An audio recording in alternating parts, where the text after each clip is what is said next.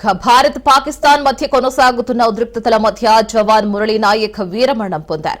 దీంతో అమరవీరుడికి అడుగడుగునా జనం నీరాజనం పలికారు. కోడికొండ చెక్ పోస్ట్, పాలసముద్రం, గోరంట్ల మీదుగా కళింతాండాకు అమరవీరుని భౌతిక కాయం తరలించారు. కర్ణాటక నుంచి విపరీతంగా తరలివచ్చిన జనం మురళీ నాయక్ అమర్ రహే అంటూ నినాదాలు చేశారు.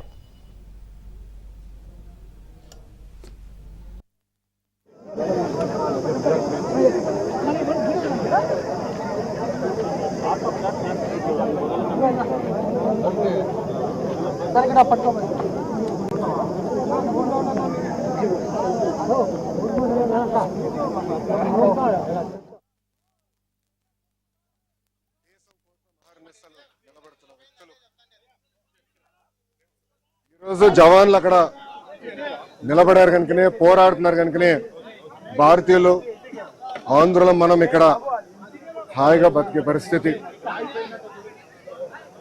దాంట్లో మొన్న జరిగిన దాడిలో మన నాయక్ చనిపోతాం జరిగింది. మురళీ నాయక్ చిన్నప్పటి నుంచి కూడా మిలిటరీకి నేను ఉంటాను, నేను చనిపోతే భారతదేశ జెండా కప్పుకుని చనిపోతానని పదే పదే అతని కుటుంబానికి చెప్తాం జరిగింది. కుటుంబానికి ఏకైక బిడ్డ మురళీ నాయక్. చిన్నప్పుడు వాళ్ళ అవ్వతాతతో పెరిగిన వ్యక్తి. దేశం కోసం నిలబడతాను, దేశం కోసం పోరాడతానని చెప్పిన వ్యక్తి మురళీ నాయక్. ఇంత చిన్న వయసులో మురళీ నాయక్ చనిపోతాం నిజంగానే చాలా చాలా బాధాకరం. ఆ కుటుంబానికి అటు కేంద్ర ప్రభుత్వం, ఇటు రాష్ట్ర ప్రభుత్వం అండగా నిలబడుతుంది.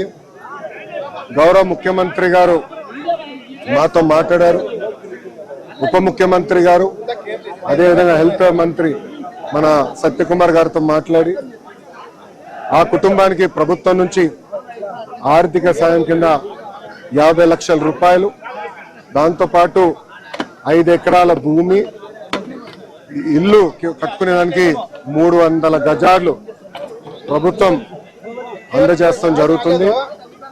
అంతేకాకుండా కుటుంబాల కోరిక మేరకు కుటుంబంలో ఎవరికైనా ఉద్యోగం ఇస్తే, ప్రభుత్వ ఉద్యోగం ఇస్తే బాగుంటుందని అడిగారు. కుటుంబంలో అంటే బిడ్డలు ఎవరు లేరు, ఒకే బిడ్డ కనుక తండ్రికి ప్రభుత్వ ఉద్యోగం ఇవ్వాలనేది కూటమి ప్రభుత్వం నిర్ణయిస్తాం జరిగింది. ఇంతేకాకుండా అంత్యక్రియలు సొంత భూమిలో జరుగుతుంది కనుక మెమోరియల్ కూడా కట్టాలని నిర్ణయించాం. ఇంకో పక్కన జిల్లా హెడ్ క్వార్టర్స్ లో కాంసీ విగ్రహం కూడా ఏర్పాటు చేసి కేవలం తెలుగులే కాదు భారతీయులు మురళీ నాయక్ ని ఆదర్శంగా తీసుకునే విధంగా ప్రభుత్వం ఉంటుందని తెలుపుకుంటూ ఇప్పుడు గౌరవ ఉప ముఖ్యమంత్రి పవనాన్ని మాట్లాడాల్సిందిగా కోరుతున్నాం.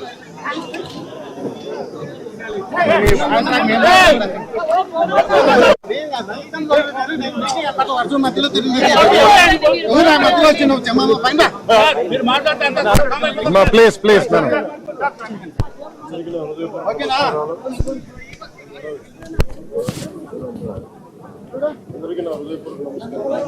కొంచెం లౌడ్ సార్. ఏప్రిల్ 22న 27 మంది నాయకుల్ని ఉగ్రవాదులు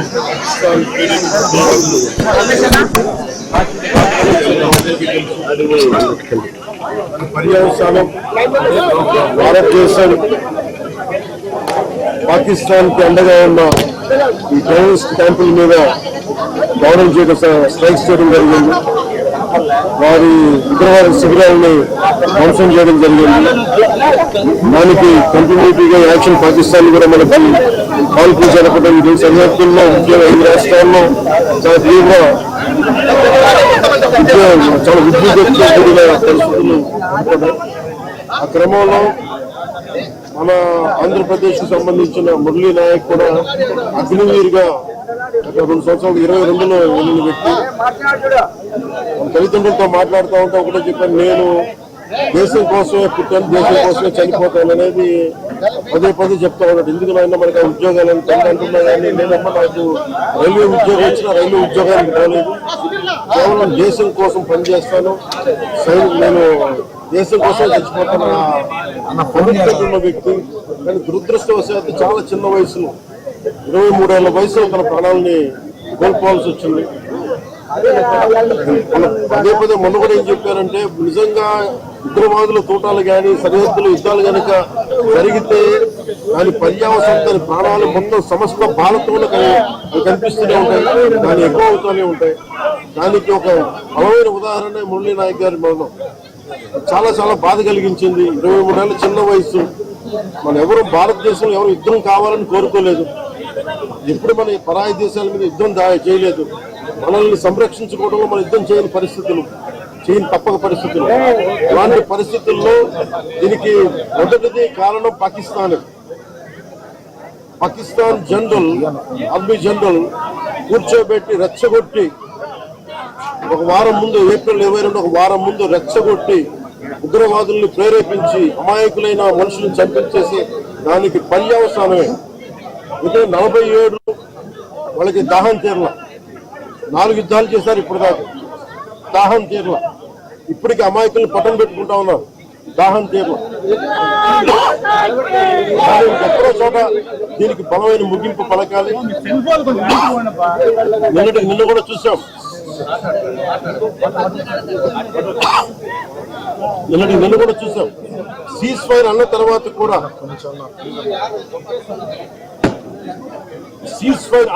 కూడా సీజ్ ఫైర్ ని వైలేట్ చేసిన ప్రభుత్వం. అక్కడ నిజంగా చెప్పాలంటే ఒక బనానా రిపబ్లిక్. దానికి ఎవరు మాస్టర్స్ తెలియదు పాకిస్తాన్. వాళ్ళు చేసే అరాచకాలు, వాళ్ళు చేసే మనకి స్పాన్సర్డ్ టెర్రరిజం ఇండియాకు ఒక ఇబ్బందిగా తయారైంది. ఇది మన బాంబే, ముంబై దాడులు కావచ్చు, కశ్మీర్ లో ఎథ్నిక్ క్లెన్సింగ్ కావచ్చు, ఇది ఒక రిపీటెడ్ కోయంబత్తూర్ దాడులు కావచ్చు, పేలుళ్లు కావచ్చు, జామా మస్జిద్ పేలుళ్లు కావచ్చు, లేదా గతంలో జరిగిన మనకి గోకుల్ చాట్ పేలుళ్లు కావచ్చు, లుంబిని పార్క్ పేలుళ్లు కావచ్చు. ఇవన్నీ కూడా ఎక్కడో చోట దీనికి ఒక ముగింపు పలకాలి. దీనికి ఒక బలమైన గుణపాఠం చెప్పాలనేది నరేంద్ర మోదీ గారి అందరికీ ప్రజలందరూ కోరుకున్నారు. ఆయన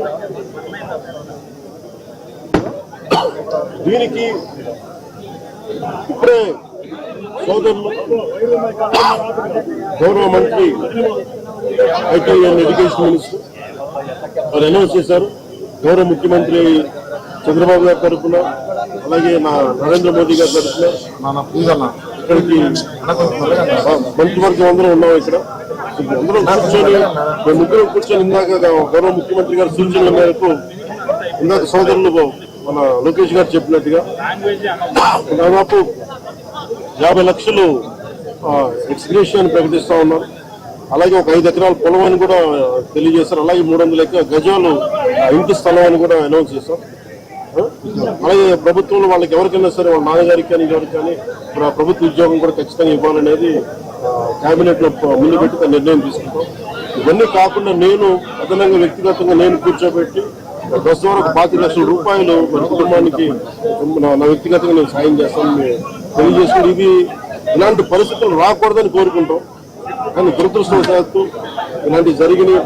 మనం అందరం ఇలాంటి పరిస్థితుల్లో భారతదేశ ప్రభుత్వానికి, ప్రధానమంత్రి గారికి, అగ్ర నాయకత్వానికి, ఆర్మీకి, నేవీకి, air force, entire defence forces కి ఇది మనం అండగా ఉండాల్సిన సమయం. ప్రతి ఒక్కరూ చాలా ఎరుకుతోటి చాలా జాగ్రత్తగా ఉండాలి. ఎవరు వాళ్ళు వేలాది మంది ఈ లష్కర్-ఏ-తోయిబా లేదా జైషే మహమ్మద్ వాళ్ళందరూ కూడా వాళ్ళు భారతదేశం మీద రకరకాల దాడులు చేయడానికి ప్రయత్నం చేస్తా ఉన్నారు. సీజ్ ఫైర్ ని దయచేసి మనం ఎవరు నమ్మటం.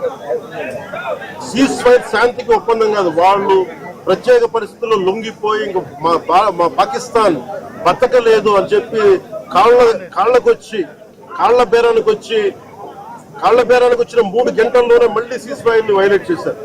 ఇది అందరూ కూడా గమనించాల్సిన విషయం. ఎందుకంటే దీన్ని ఇలాంటి పరిస్థితుల్లో భవిష్యత్తులో ఇలాంటి ఉత్పన్నం కాకుండా ఉండాలని కోరుకుందాం. దాని తగ్గట్టుగా మనందరం దేశానికి, దేశ నాయకులకి, ఆర్మీకి, నేవీకి, ఎయిర్ ఫోర్స్ కి, ఎంటైర్ డిఫెన్స్ ఫోర్సెస్ కి మనం బలం ఇవ్వాల్సిన సమయం. అందుకే మెదడు సహకారం కోరుకుంటూ సెలవు తీసుకున్నాం. మురళీ నాయక్ పవన్ కళ్యాణ్ గారి వీరాభిమాని. చిన్నప్పటి నుంచి వారిని కలవాలని తాతాలు ఆడుతూ వచ్చారు. అటువంటిది ఇవాళ పవన్ కళ్యాణ్ గారిని ఇక్కడ రప్పించుకున్నారు.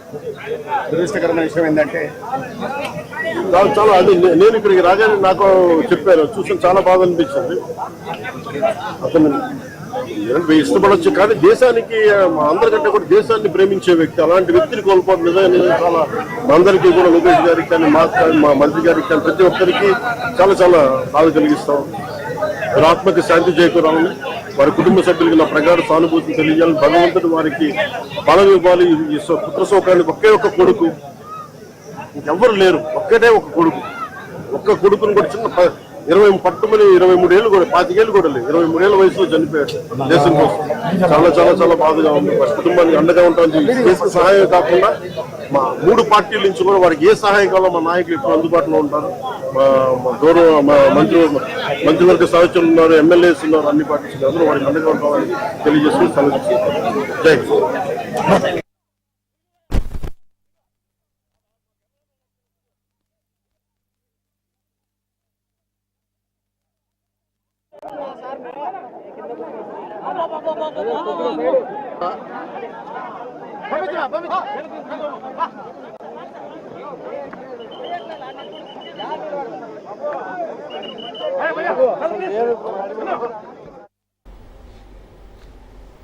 జమ్మూ కాశ్మీర్ లో పరిస్థితులు కుదుటపడుతున్నాయి. సరిహద్దుల్లో వ్యూహాత్మక నిశ్శబ్దం కొనసాగుతోంది.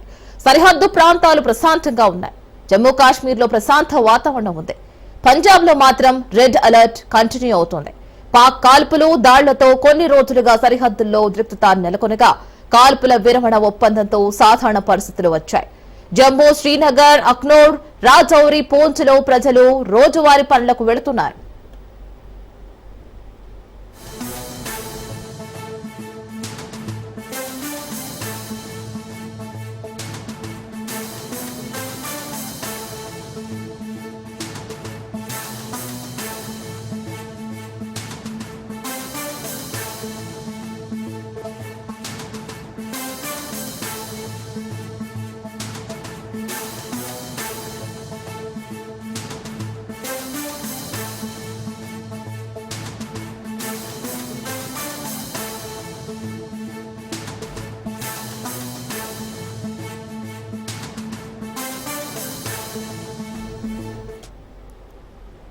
జమ్మూ కాశ్మీర్ లో పరిస్థితులు కుదుటపడుతున్నాయి. సరిహద్దుల్లో వ్యూహాత్మక నిశ్శబ్దం కొనసాగుతోంది.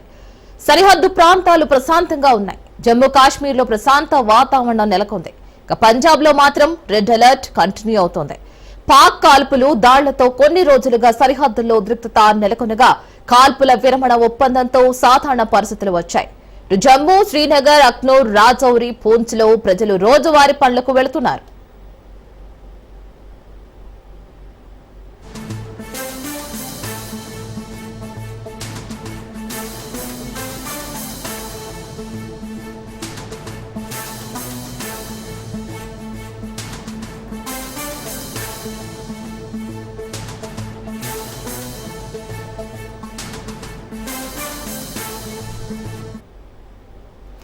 మరి దీనికి సంబంధించి మరిన్ని అప్డేట్స్ మా ప్రతినిధి రత్నకుమార్ లైవ్ లో అందిస్తారు. రత్నకుమార్, ప్రస్తుతానికి నిశ్శబ్ద వాతావరణం అయితే నెలకొంది అని మనకి ఇప్పుడు అందిన సమాచారం ప్రకారం ఇక్కడ ఎవరి పనులు వాళ్ళు సవ్యంగా చేసుకుంటున్నారు, మళ్ళీ మొదలు పెట్టారు వారి పనులు అంటూ మనకి అందిన సమాచారం అది. సో ప్రస్తుతం ఎలా ఉంది అక్కడ? ఇప్పటి వరకు మనకు అందుతున్నటువంటి సమాచారాన్ని బట్టి ఇటు బోర్డర్లో నియంత్రణ రేఖ వెంబడి అలాగే రాత్రి జరిగినటువంటి అటాక్స్ అనంతరం ఇవాళ ఉదయం నుంచి కూడా పరిస్థితి అనేది కొంత సద్దుమణిగింది. ఎటువంటి యుద్ధ వాతావరణం అనేది నియంత్రణ రేఖ వెంబడి కావచ్చు, అలాగే సరిహద్దుల వెంబడి కావచ్చు కనిపించట్లేదన్నటువంటి ఒక క్లారిఫికేషన్ అయితే వస్తుంది. ఎటువంటి బాంబులకు సంబంధించి కావచ్చు, మిసైల్స్ ప్రయోగాలు, అలాగే డ్రోన్ల హడావిడి, ప్రస్తుతం యుద్ధ వాతావరణం అనేది ఏమీ కనిపించకపోవడంతో జమ్మూ కాశ్మీర్లోని పలువురు ఇప్పటి వరకు ఆ యుద్ధ వాతావరణానికి సంబంధించి ఆ చుట్టూ పరిసర ప్రాంతాల్లో ఉన్నటువంటి ఆ నిర్వాసితులందరూ కూడా భయం గుప్పెట్లో కాలం గడిపిన వాళ్ళందరూ కూడా ఇప్పుడు తమ పనులు తాము చేసుకుంటున్నారనేటువంటి ఒక సమాచారం అయితే అందుతోంది.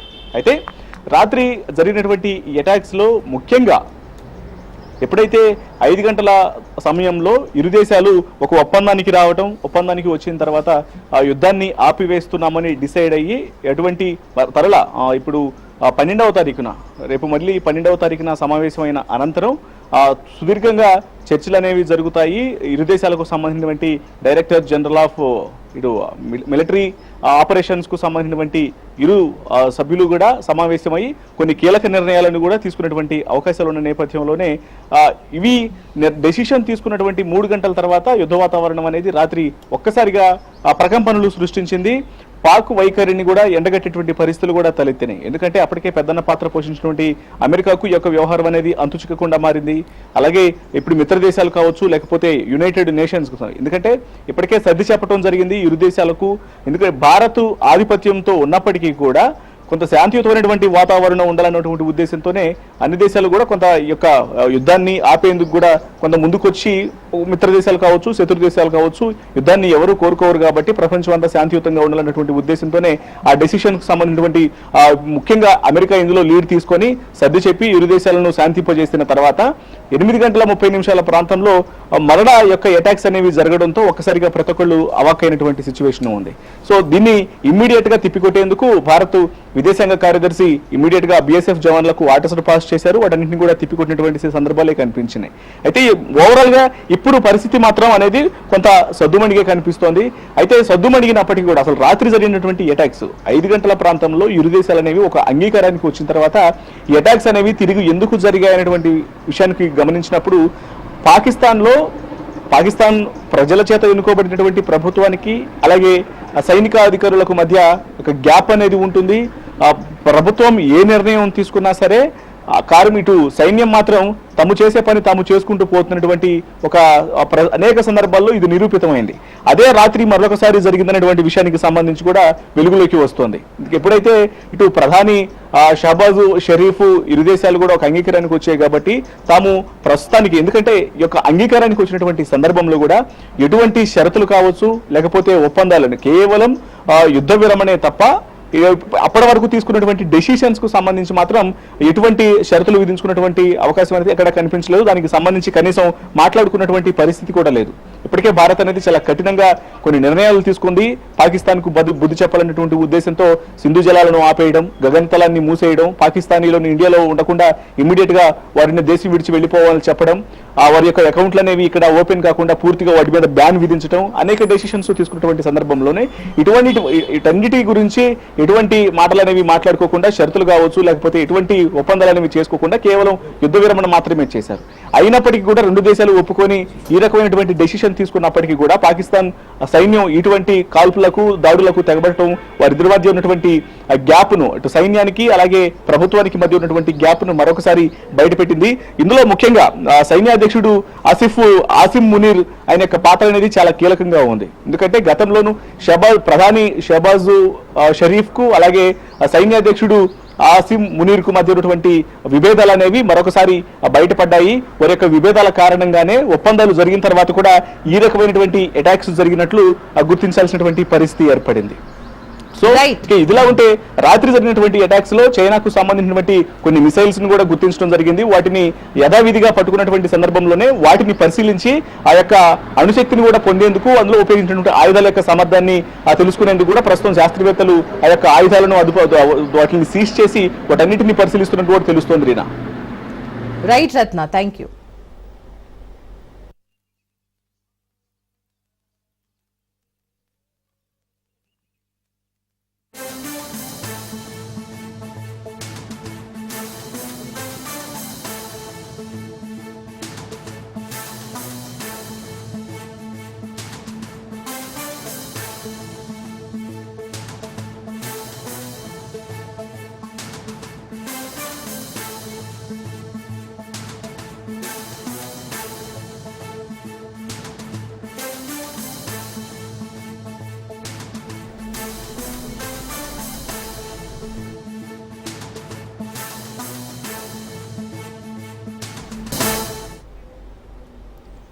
అమెరికా అధ్యక్షుడు ట్రంప్ మరో సంచలన ట్వీట్ చేశారు. కాశ్మీర్ సమస్య పరిష్కారానికి మధ్యవర్తిత్వం వహిస్తానని తెలిపారు. మరి దీనికోసం రెండు దేశాలతోనూ కలిసి పనిచేస్తామని అన్నారు ట్రంప్. ఇప్పటికే ఇరు దేశాల మధ్య కాల్పుల విరమణ ప్రతిపాదన తీసుకురాగా భారత్ పాక్ అంగీకరించాయి. అంతా సవ్యంగా ఉంది అనుకునే లోపు దాయాది పాక్ కొన్ని గంటల్లోనే కాల్పుల విరమణను ఉల్లంఘించింది. ఈ నేపథ్యంలో ట్రంప్ కాశ్మీర్ సమస్య పరిష్కారానికి మధ్యవర్తిత్వం వహిస్తానని చెప్పడం చర్చనీయాంశంగా మారింది.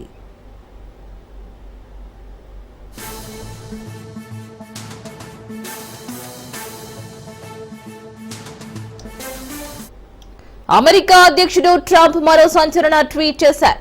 కశ్మీర్ సమస్య పరిష్కారానికి మధ్యవర్తిత్వం వహిస్తానని తెలిపారు.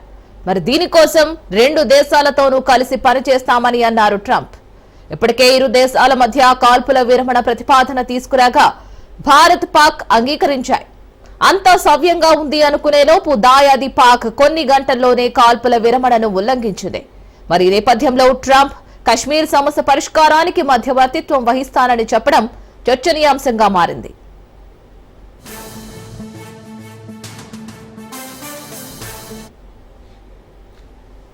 జమ్మూ కాశ్మీర్ లో పరిస్థితులు కుదుటపడుతున్నాయి. సరిహద్దుల్లో వ్యూహాత్మక నిశ్శబ్దం కొనసాగుతోంది. సరిహద్దు ప్రాంతాలు ప్రశాంతంగా ఉన్నాయి. జమ్మూ కాశ్మీర్ లో ప్రశాంత వాతావరణం ఉంది. పంజాబ్ లో మాత్రం రెడ్ అలర్ట్ కంటిన్యూ అవుతోంది.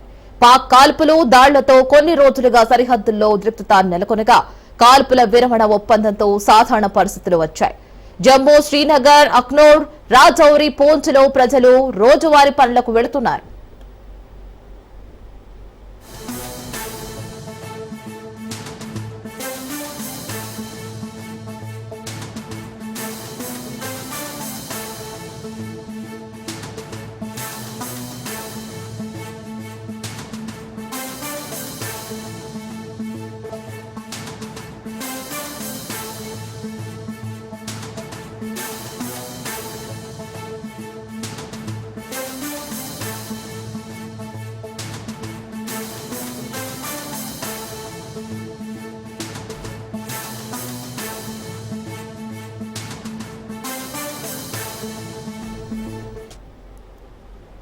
జమ్మూ కాశ్మీర్ లో పరిస్థితులు కుదుటపడుతున్నాయి. సరిహద్దుల్లో వ్యూహాత్మక నిశ్శబ్దం కొనసాగుతోంది.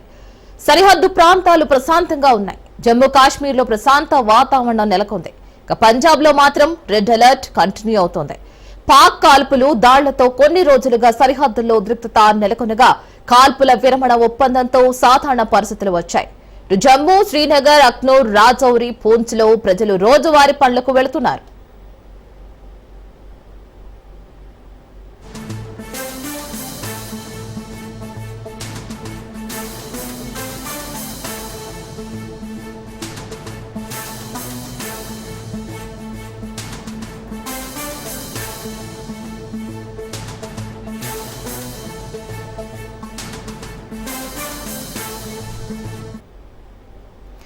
మరి దీనికి సంబంధించి మరిన్ని అప్డేట్స్ మా ప్రతినిధి రత్నకుమార్ లైవ్ లో అందిస్తారు. రత్నకుమార్, ప్రస్తుతానికి నిశ్శబ్ద వాతావరణం అయితే నెలకొంది అని మనకి ఇప్పుడు అందిన సమాచారం ప్రకారం ఇక్కడ ఎవరి పనులు వాళ్ళు సవ్యంగా చేసుకుంటున్నారు, మళ్ళీ మొదలు పెట్టారు వారి పనులు అంటూ మనకి అందిన సమాచారం అది. సో ప్రస్తుతం ఎలా ఉంది అక్కడ?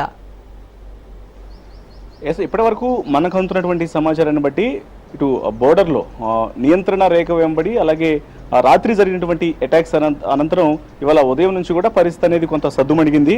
ఎటువంటి యుద్ధ వాతావరణం అనేది ఆ నియంత్రణ రేఖ వెంబడి కావచ్చు, అలాగే సరిహద్దుల వెంబడి కావచ్చు కనిపించట్లేదన్నటువంటి ఒక క్లారిఫికేషన్ అయితే వస్తుంది.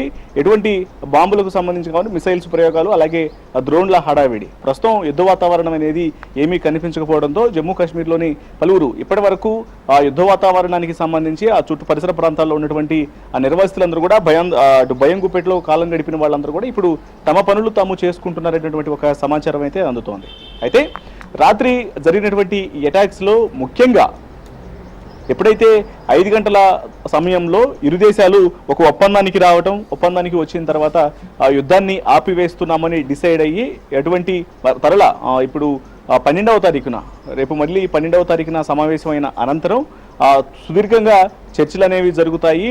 ఇరు దేశాలకు సంబంధించినటువంటి డైరెక్టర్ జనరల్ ఆఫ్ ఇటు మిలిటరీ ఆపరేషన్స్ కు సంబంధించినటువంటి ఇరు సభ్యులు కూడా సమావేశమై కొన్ని కీలక నిర్ణయాలను కూడా తీసుకున్నటువంటి అవకాశాలు ఉన్న నేపథ్యంలోనే ఇవి డెసిషన్ తీసుకున్నటువంటి 3 గంటల తర్వాత యుద్ధ వాతావరణం అనేది రాత్రి ఒక్కసారిగా ప్రకంపనలు సృష్టించింది.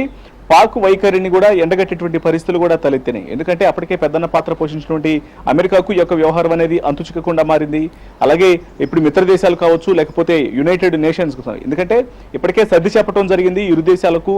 ఎందుకంటే భారత్ ఆధిపత్యంతో ఉన్నప్పటికీ కూడా కొంత శాంతియుతమైనటువంటి వాతావరణం ఉండాలన్నటువంటి ఉద్దేశంతోనే అన్ని దేశాలు కూడా కొంత ఈ యొక్క యుద్ధాన్ని ఆపేందుకు కూడా కొంత ముందుకొచ్చి మిత్ర దేశాలు కావచ్చు, శత్రు దేశాలు కావచ్చు, యుద్ధాన్ని ఎవరు కోరుకోరు కాబట్టి ప్రపంచం అంతా శాంతియుతంగా ఉండాలన్నటువంటి ఉద్దేశంతోనే ఆ డెసిషన్ కు సంబంధించినటువంటి ముఖ్యంగా అమెరికా ఇందులో లీడ్ తీసుకొని సర్ది చెప్పి ఇరు దేశాలను శాంతింపజేసిన తర్వాత 8:30 ప్రాంతంలో మరణ యొక్క అటాక్స్ అనేవి జరగడంతో ఒక్కసారిగా ప్రతి ఒక్కళ్ళు అవాక్కైనటువంటి సిచ్యువేషన్ ఉంది. సో దీన్ని ఇమ్మీడియట్ గా తిప్పికొట్టేందుకు భారత్ విదేశాంగ కార్యదర్శి ఇమ్మీడియట్ గా బిఎస్ఎఫ్ జవాన్లకు ఆర్డర్స్ పాస్ చేశారు. వాటన్నింటినీ కూడా తిప్పికొట్టినటువంటి సందర్భాలే కనిపించినాయి. అయితే ఓవరాల్ గా ఇప్పుడు పరిస్థితి మాత్రం అనేది కొంత సద్దుమణిగే కనిపిస్తోంది. అయితే సద్దుమణిగినప్పటికీ కూడా అసలు రాత్రి జరిగినటువంటి అటాక్స్ 5 గంటల ప్రాంతంలో ఇరు దేశాలు అనేవి ఒక అంగీకారానికి వచ్చిన తర్వాత ఈ అటాక్స్ అనేవి తిరిగి ఎందుకు జరిగాయనేటువంటి విషయానికి గమనించినప్పుడు పాకిస్తాన్ ప్రజల చేత ఎన్నుకోబడినటువంటి ప్రభుత్వానికి అలాగే సైనిక అధికారులకు మధ్య ఒక గ్యాప్ అనేది ఉంటుంది. ప్రభుత్వం ఏ నిర్ణయం తీసుకున్నా సరే ఇటు సైన్యం మాత్రం తాము చేసే పని తాము చేసుకుంటూ పోతున్నటువంటి ఒక అనేక సందర్భాల్లో ఇది నిరూపితమైంది. అదే రాత్రి మరొకసారి జరిగిందనేటువంటి విషయానికి సంబంధించి కూడా వెలుగులోకి వస్తోంది. ఎప్పుడైతే ఇటు ప్రధాని షహబాజ్ షరీఫ్ ఇరు దేశాలు కూడా ఒక అంగీకారానికి వచ్చాయి కాబట్టి తాము ప్రస్తుతానికి, ఎందుకంటే ఈ యొక్క అంగీకారానికి వచ్చినటువంటి సందర్భంలో కూడా ఎటువంటి షరతులు కావచ్చు లేకపోతే ఒప్పందాలను కేవలం యుద్ధ విరమణే తప్ప అప్పటి వరకు తీసుకున్నటువంటి డెసిషన్స్ కు సంబంధించి మాత్రం ఎటువంటి షరతులు విధించుకున్నటువంటి అవకాశం అనేది ఎక్కడ కనిపించలేదు. దానికి సంబంధించి కనీసం మాట్లాడుకున్నటువంటి పరిస్థితి కూడా లేదు. ఇప్పటికే భారత్ అనేది చాలా కఠినంగా కొన్ని నిర్ణయాలు తీసుకుంది. పాకిస్తాన్ కు బుద్ధి చెప్పాలనేటువంటి ఉద్దేశంతో సింధు జలాలను ఆపేయడం, గగనతలాన్ని మూసేయడం, పాకిస్తానీలను ఇండియాలో ఉండకుండా ఇమ్మీడియట్ గా వారిని దేశం విడిచి వెళ్లిపోవాలని చెప్పడం, వారి యొక్క అకౌంట్లు అనేవి ఇక్కడ ఓపెన్ కాకుండా పూర్తిగా వాటి మీద బ్యాన్ విధించడం, అనేక డెసిషన్స్ తీసుకున్నటువంటి సందర్భంలోనే ఇటన్నిటి గురించి ఎటువంటి మాటలు అనేవి మాట్లాడుకోకుండా, షరతులు కావచ్చు లేకపోతే ఎటువంటి ఒప్పందాలు అనేవి చేసుకోకుండా కేవలం యుద్ధ విరమణ మాత్రమే చేశారు. అయినప్పటికీ కూడా రెండు దేశాలు ఒప్పుకొని ఈ రకమైనటువంటి డెసిషన్ తీసుకున్నప్పటికీ కూడా పాకిస్తాన్ సైన్యం ఇటువంటి కాల్పులకు దాడులకు తెగబడటం, వారిద్దరి మధ్య ఉన్నటువంటి గ్యాప్ ను ఇటు సైన్యానికి అలాగే ప్రభుత్వానికి మధ్య ఉన్నటువంటి గ్యాప్ ను మరొకసారి బయటపెట్టింది. ఇందులో ముఖ్యంగా సైన్యాధ్యక్షుడు ఆసిమ్ మునీర్ ఆయన యొక్క పాత్ర అనేది చాలా కీలకంగా ఉంది. ఎందుకంటే గతంలోనూ ప్రధాని షహబాజ్ షరీఫ్ కు అలాగే సైన్యాధ్యక్షుడు ఆసిమ్ మునీర్ కు మధ్య ఉన్నటువంటి విభేదాలు అనేవి మరొకసారి బయటపడ్డాయి. వారి యొక్క విభేదాల కారణంగానే ఒప్పందాలు జరిగిన తర్వాత కూడా ఈ రకమైనటువంటి అటాక్స్ జరిగినట్లు గుర్తించాల్సినటువంటి పరిస్థితి ఏర్పడింది. సో ఇదిలా ఉంటే రాత్రి జరిగినటువంటి అటాక్స్ లో చైనాకు సంబంధించినటువంటి కొన్ని మిసైల్స్ ను కూడా గుర్తించడం జరిగింది. వాటిని యథావిధిగా పట్టుకున్నటువంటి సందర్భంలోనే వాటిని పరిశీలించి ఆ యొక్క అణుశక్తిని కూడా పొందేందుకు, అందులో ఉపయోగించినటువంటి ఆయుధాల యొక్క సామర్థ్యాన్ని తెలుసుకునేందుకు కూడా ప్రస్తుతం శాస్త్రవేత్తలు ఆ యొక్క ఆయుధాలను వాటిని సీజ్ చేసి వాటన్నిటిని పరిశీలిస్తున్నట్టు కూడా తెలుస్తోంది. Right Ratna, thank you.